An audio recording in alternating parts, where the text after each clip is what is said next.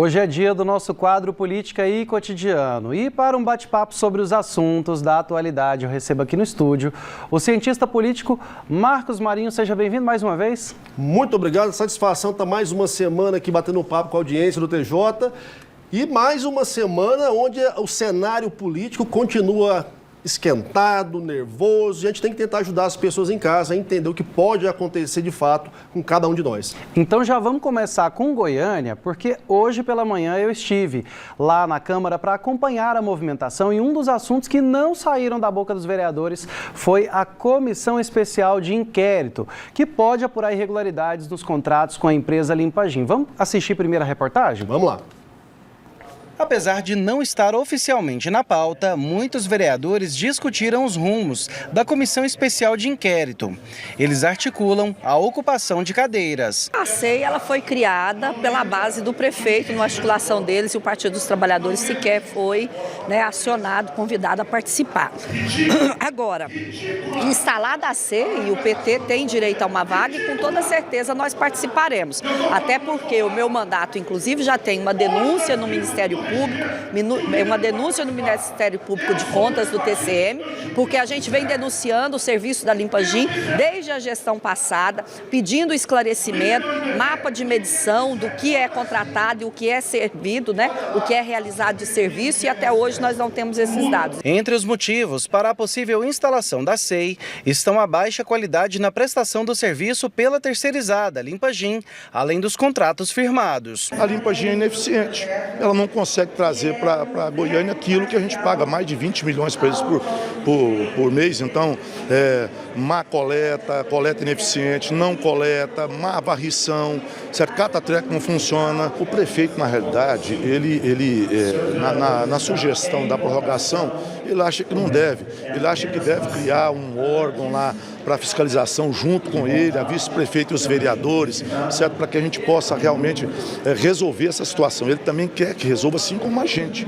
E o instrumento que nós temos é a Comissão Especial de Inquérito. Então, nós vamos estar aqui usando para melhorar o serviço. Então, ele não quer essa prorrogação, mas isso compete e cabe aos vereadores, porque isso é uma função nossa, da Câmara. Líder do prefeito na Câmara, o vereador Igor Franco evitou dar entrevistas.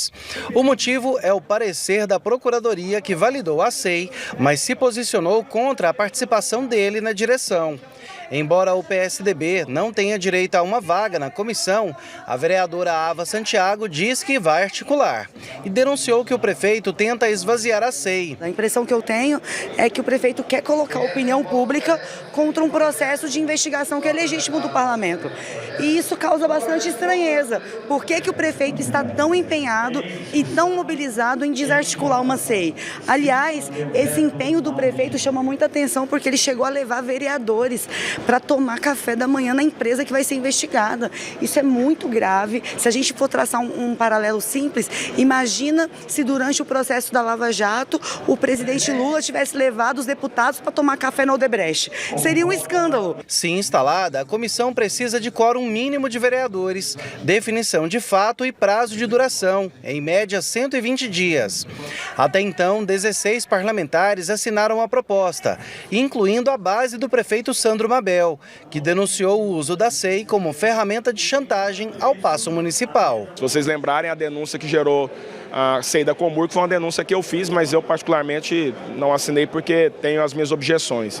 Mas eu acho que a CEI não é feita para isso, a CEI é um instrumento que existe para ajudar a Câmara na sua fiscalização. Então, se existe chantagem, se existe outro tipo de conversa que não seja a resolução do problema apresentado pela CEI, eu particularmente desconheço e não quero participar dessa conversa.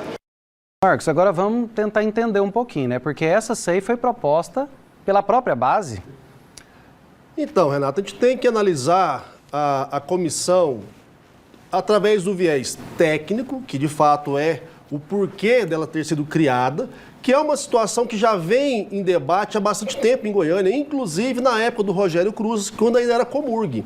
Então, a CEI que está entrando agora no radar da Câmara Municipal, ela é basicamente uma derivação da CEI da Comurg, na qual o atual vereador ainda, Ronilson, era o presidente, que acabou em nada. Então, assim, a ACEI, enquanto instrumento de investigação parlamentar, ok, ela tem que existir. Até porque o papel dos vereadores é fiscalizar o Poder Executivo. A grande questão é o que subjaz isso, é toda a parte simbólica do processo. Porque ainda que não se encontre algo criminoso no processo de investigação, gera desgaste para o prefeito. E é esse desgaste que está pesando agora, porque, como você bem pontuou, a própria base do Mabel assinou e propôs a ACEI. E temos duas questões. Ou ela propôs, sabendo que, ao investigar, não vai ter nenhum problema e vai até legitimar a lisura do processo, o que seria coerente também.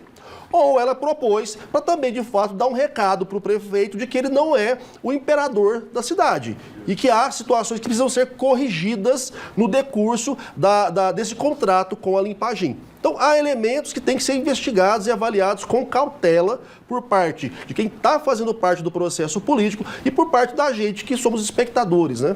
Mas é no mínimo curioso, né? Porque, de um lado, a gente tem até então o Passo falando, olha, eu não vou fazer barganha, não adianta fazer chantagem, como mencionado, inclusive nos bastidores, né? E, ao mesmo tempo, a gente precisa desse tipo de articulação porque a cidade está suja, a empresa não está cumprindo com o papel dela, né? Então, Renato, a grande questão é, da parte do Paço Municipal, a tendência natural é matar isso no ninho. É que não prossiga, que não aconteça, porque a cada dia que essa ACEI transitar, a cada investigação, mais olhos vão se voltar para isso e, obviamente, nós aqui na imprensa vamos estar noticiando isso, o que vai gerando, querendo ou não, um certo nível de desgaste para a prefeitura. E, obviamente, que o que nós queremos aqui enquanto imprensa, enquanto cidadãos, é que a cidade seja atendida naquilo que, de fato, é a sua demanda, que é a limpeza, que é o que a gente está investindo enquanto recurso, retornar para a gente enquanto benefício prático no nosso cotidiano.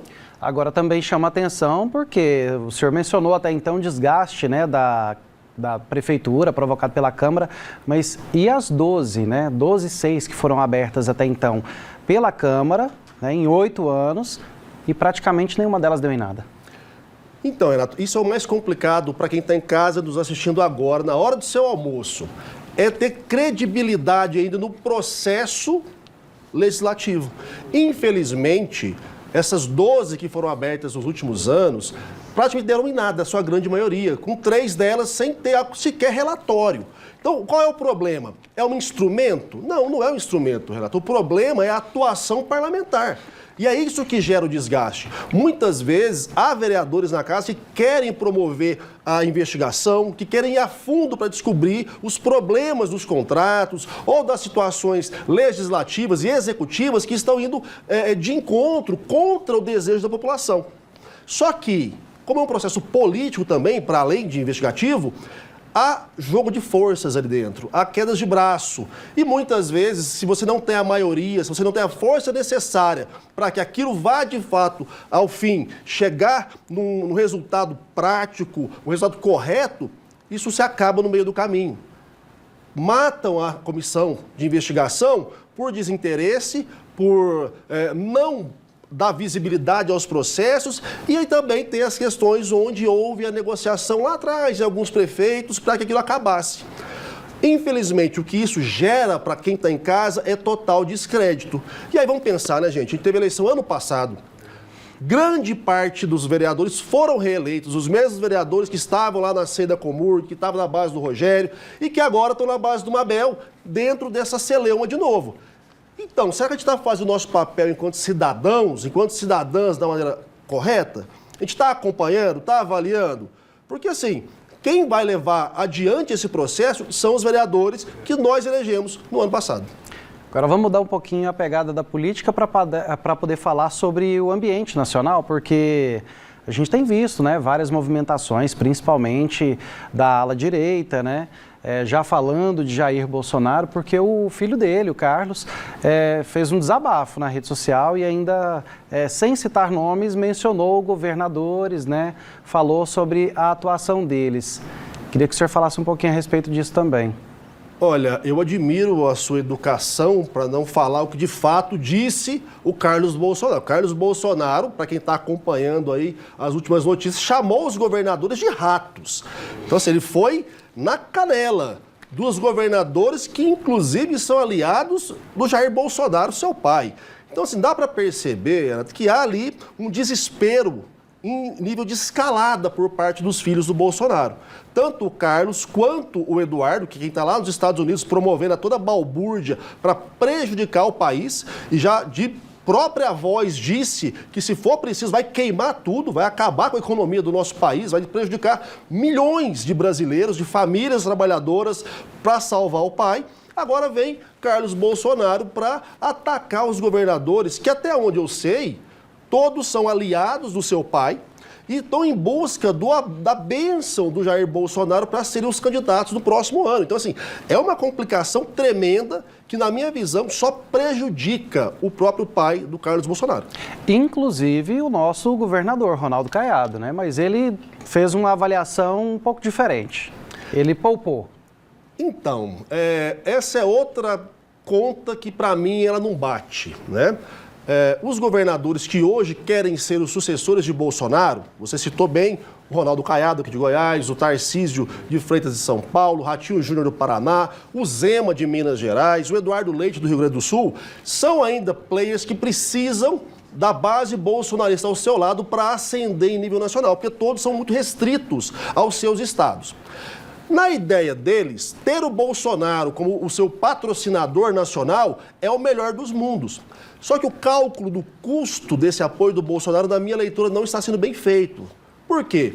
Porque você está ao lado do Bolsonaro, te exige, como os próprios filhos dele, o tempo todo reforçam, uma submissão total e restrita.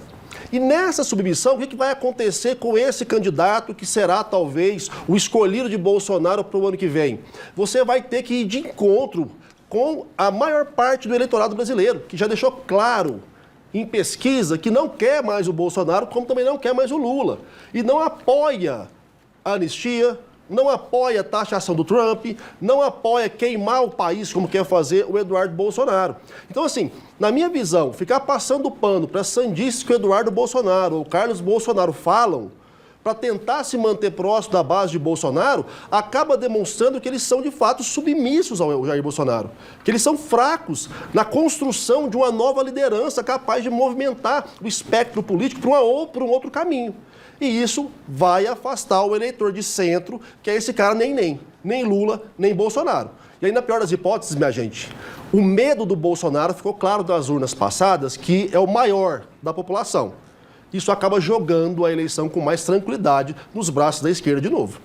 Agora a gente também quer saber, né? O senhor mencionou bem sobre a questão de Eduardo Bolsonaro estar interferindo e tudo mais, mas como é que fica? O Trump parece que virou o xerife do mundo, né? Ele quer mandar em todo mundo, está querendo distribuir ordens e quem não se rebaixar a ele não é colega, né? Não é parceiro. Então, a situação do Trump ela é bem interessante porque ela nos obriga a enxergar para além do óbvio, né? Num primeiro momento, é tranquilo a gente falar que ele é apenas um maluco internacional que se acha o imperador do mundo, como você bem colocou, e está em condição de pressionar todo mundo, principalmente os seus próprios aliados. A questão há um método por trás disso, há uma estratégia.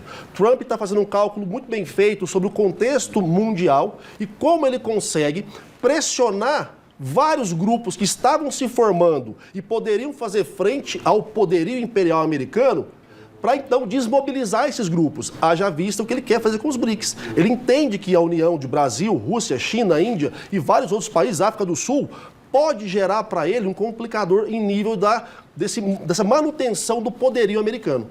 E, portanto, ele quer desmobilizar. E aí ele vai pressionando aqui, pressionando ali, para que os grupos não se formem e não se tornem coesos o suficiente. Ou seja, é estratégia. Agora, bem rapidinho para a gente finalizar, prisão domiciliar de Jair Bolsonaro. Tá dando o que falar, principalmente porque tá virando piada, né? Então, a prisão domiciliar do Bolsonaro ela é interessante porque há algumas regalias que em outras prisões domiciliares eu não tinha conhecimento suficiente, né? De toda forma, o que está impactando no processo político é o silenciamento do Bolsonaro. Como ele sempre foi o principal ator das suas falas, agora que ele não pode mais falar de própria voz através da internet, isso dificulta a coordenação e mobilização dos grupos que o suportam. Ou seja, isso dá à sua grande base um pouco de sensação de estamos sem liderança direta. Ao médio e longo prazo, isso pode gerar um desgaste cada vez maior, o que vai demandar a emergência de um novo líder, que até onde eu vejo hoje, nenhum dos postulantes a 2026 da base de Bolsonaro tem condição de fazer isso. Professor, e quem quiser conhecer mais sobre política, entender mais, tem programa aqui na PUC TV, né? Exatamente, o programa de hoje é também falando da SEI, lá da Limpagem, falando da situação entre o prefeito Sandro Mabel e os vereadores. A minha entrevistada é a cientista política Ludmila Rosa. O programa ficou excelente e assim, gente, se prepara para uma aula. Se você quer entender do processo de bastidor da política goiana, acompanhe a gente hoje às 22h30 aqui na PUC TV ou na reprise do sábado ao 12h30.